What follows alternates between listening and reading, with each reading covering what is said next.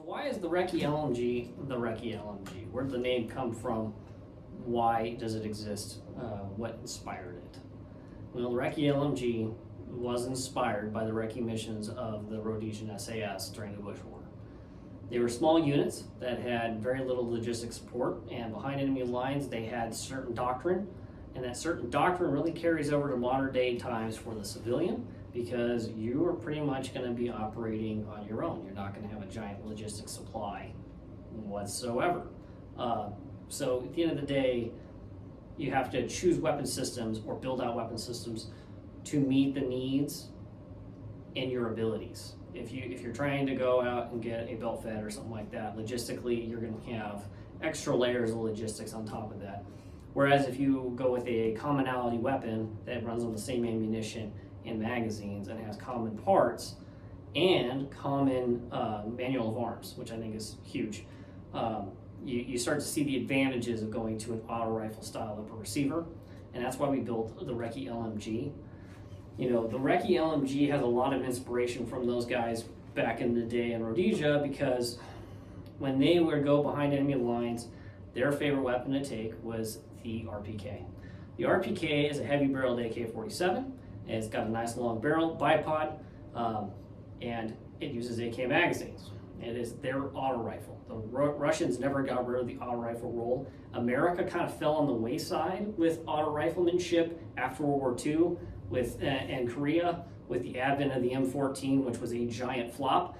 And then when they did the M16, it was just a total oversight at that time because they were already engaged heavily into the Vietnam War. It wasn't until after the Vietnam War that the auto rifle was then again looked at by the Army. And the Army, instead of listening to what the Marine Corps had done, and the Marine Corps was a big auto rifle doctrine group of guys, the Army was like, let's just make it a light machine gun, and that's how the Mini-Me saw and the 249 came about. And then we saw the advent of the Marine Corps finally ditching that in the mid 2011-ish time frame that the M27 IAR came around, and then the auto rifleman role was truly an auto rifle again. And you can see too that they decided to use the same type of stuff when it came to what an auto rifle should be, just like how the Rhodesians used it and how the Russians employed it for a very long time. The auto rifle was a rifle of common ammunition, common magazines, common parts, common manual of arms. So when it comes down to the inspiration of that, that's where all that comes from. We've set out to build the best auto rifle that you can own as a civilian for the logistics needs that you're going to have. You don't have the big army. Having barrel swaps is just not really realistic. Having belted ammunition is also not realistic. A lot of people need to understand links are made to be fired once and not picked back up. We reuse links, yes. It causes malfunctions. Now you have a saw that has malfunctions with bad links and a completely different manual of arms to clear all that from your M4. Congratulations, most civilians don't have that experience unless they were in the military. So you're going to notice, that's why the AR-15 reigns supreme in America, and everybody knows how to use one. And if you don't know how to use one, there's lots of good content out there on learning how to use one. I highly recommend getting yourself one and training with it.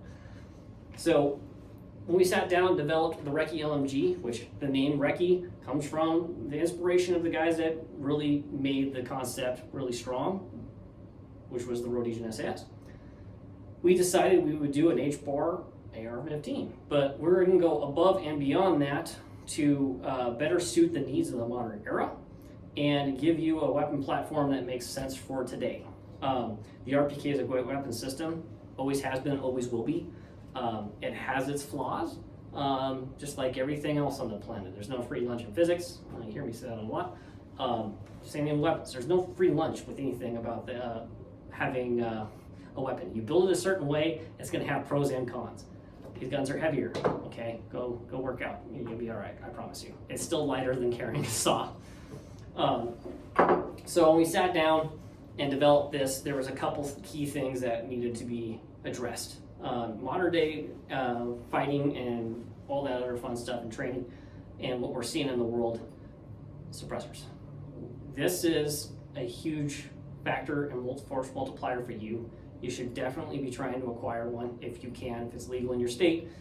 Go buy yourself a suppressor. It's totally worth it. Don't worry about having to submit your stuff to the government. I promise you, you have a social security number, they know who you are. So at the end of the day, go buy a suppressor, because this is a huge force multiplier. Not only is it protecting your ears, it's reducing the flash, the concussion. There's a lot of benefits to it. Con, it pushes more gas into your gun, makes it run harder. So you can run a suppressor, but then you're changing out all the buffer weights and all that stuff to slow that down so you're not getting gassed out. We know that that's the reason, because I've owned suppressors for a long time and I really like them. So when we built the LMG here, we decided on the factors that were important. We needed to make sure this thing had an adjustable gas system. Not only does it adjust for the suppressor, it adjusts for elevation changes, temperature changes, ammunition types, your buffer weights, any other factor that you can kind of figure out about shooting an AR-15. AR-15s, everybody thinks you need to have the perfect gas port. Again, there's no perfect gas port. So why not have a big gas port and all the adjustments in a giant envelope of operation that you can choose? Now, some people don't like that idea because they're worried that someone's going to mess with this and it's not going to be set up right. Well, when you have a gun built up for the military, guess what? It's built for the lowest common denominator. The idiot. Just saying it. It is true. You're going to have guys that are just not very intelligent. And you don't want them fucking with stuff. So in this situation, you're a civilian. Come on, guys. You can take on more responsibility than the lowest common denominator. So having this ability and learning and training and educating yourself on your platform, it's up to you. And you have the ability to learn more and know more than the average grunt or anybody else that was just issued something and were told not to touch it. You can dial this into where you need it. I think that's really important. I think people need to start understanding the advantages of what you can do as a civilian that you can't do as a military. In my opinion, this is one of them. You know, I think that was actually a complaint back during the trials for the FAL versus the M14 was Army brass was like, well, what if the guy sits there and plays with the adjustment? Because the FALs had like 13 ports of adjustment. And they were like, yeah, we can't possibly trust an American grunt with that. 58 other countries with way less education system completely trusted their troops with a multiple adjustable lock for decades. Don't worry about it, guys. It's okay. So when I sat down, we did the Recky LMG. Adjustable gas was important for all those reasons listed above. And then instead of just doing the H-bar, which I mean, H-bar barrel is really good. You can go check out our HMS system video where we discuss all the technology that went into this, but it was important, in my opinion, to lower the temperatures of any weapon built out for this role. And so that's why we made the heat mitigation system, which is the full coverage aluminum heat sinks and a nickel copper alloy coil that goes over the gas tube to keep that cooler. So, you know, it's one of those systems that this was just thought out better for the civilian market. Every now and then we get a lot of comments like, well, why can't I change the barrel? Well, logistically, why would you want to have to carry a spare barrel? It doesn't make any sense. The gun's running cooler, you don't need a spare barrel. If you want quick change, you got two pins here. Pop the upper off, have a spare upper, throw the spare upper on your lower. Or have two guys with auto rifles.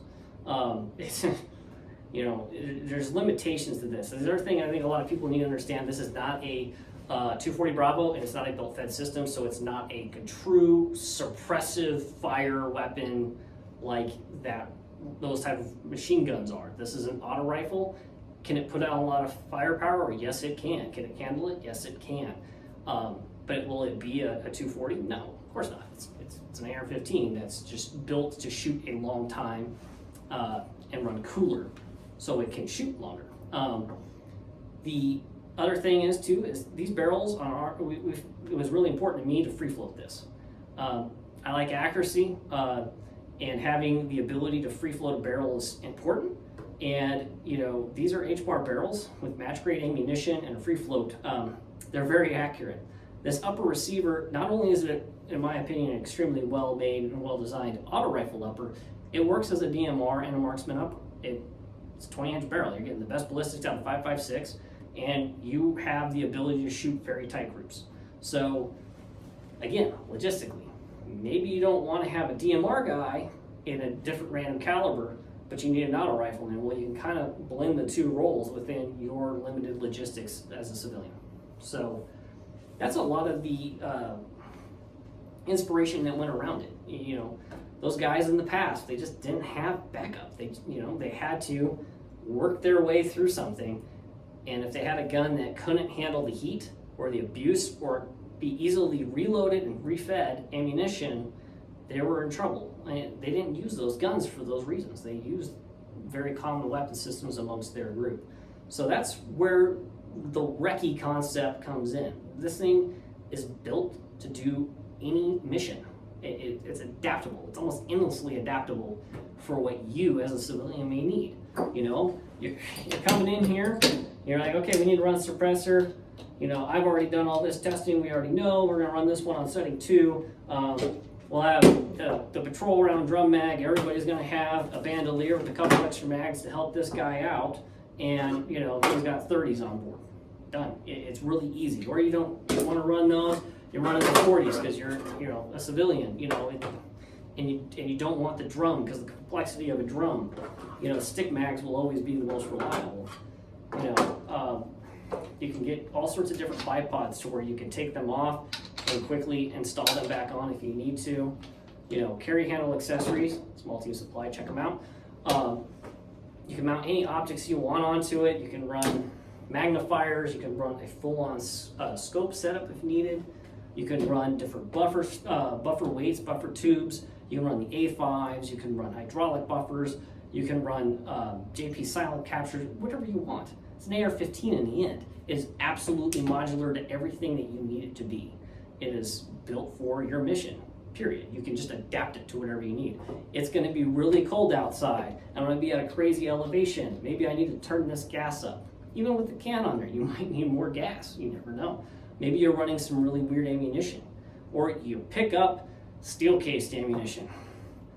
We need more gas, we can give it more gas. You know, you do it on the fly. There's no having to do anything with an armorer. You are your armorer. You don't have that logistical support to just hand something over and be like, here, make this happen. It's on you. You're the civilian. So we think the Recky LMG really turned out to be the best thing I could have made for you guys to fill that niche role within your group or for yourself in your needs as an American civilian. So hope you enjoyed this quick little rant. You know, that I just had people ask me where Recky come from, because Recky became like, you know, everybody started calling everything Recky, and I think market trends always seem to kind of do that. That's the reason I named it Recky, and it was kind of before a lot of that kicked off. It was meant to be for reconnaissance use. You're really not first line infantry as a civilian. Odds are you and your boy is in the mountains. You're kind of doing reconnaissance for the most part anyway, right? Recky LMG, guys. So that's where that comes from. That's where the inspiration heavily came from. You know, there's a lot of good books out there about the Rhodesian SAS. I highly recommend you reading them. There's a lot of knowledge in history, and history repeats itself, folks. See what's happening around the world and what's happening to, you know, countries right now. Like plenty of different places have been invaded by foreign enemy powers, and the civilians have to respond to that. And this is your right as an American. We have the Second Amendment. You have a right to defend you and your land and your loved ones. And so, you know, be prepared. Be thankful, you know, thinking about that type of stuff. And learn from history. There's a lot of history out there we can learn from, you know. This is from what I've learned from history, and that's what inspired this. So thanks for watching today, and if you guys have any questions, feel free to go over to redrighthandllc.com, shoot us an email at info@redrighthandllc.com, and, you know, come check out the lineup. We make all sorts of versions of this. We try to be the one-stop shop where you're going to be able to find probably something that suits your needs. And if I don't offer it, either I can make it custom or I can send you to places that do make it. So yeah, thanks for watching, and we'll see you later. Thank you.